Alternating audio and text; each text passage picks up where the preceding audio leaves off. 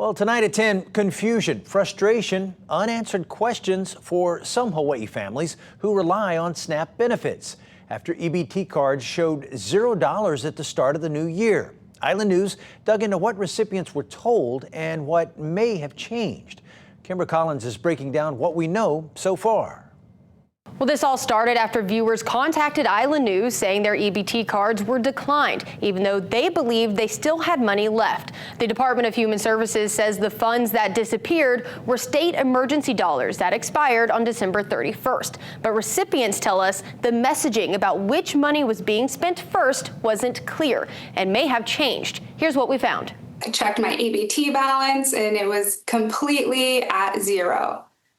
Obviously, that stressed me out. Last fall, amid uncertainty over federal SNAP funding, the state launched the Hawaii Emergency Food Assistance Program, providing $250 per person to SNAP households.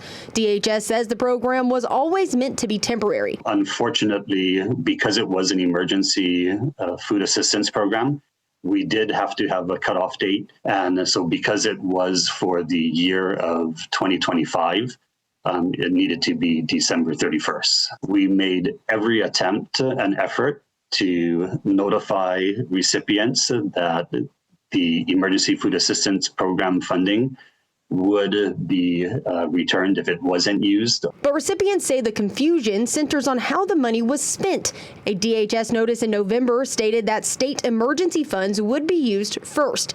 Language on the DHS website now says that once federal SNAP funds were released, federal benefits were prioritized, meaning remaining state funds were reclaimed at year's end. I only got a notification, like I said, on Facebook that said the emergency funds would expire. DHS sent no official notification in the mail or to my email or anything about this.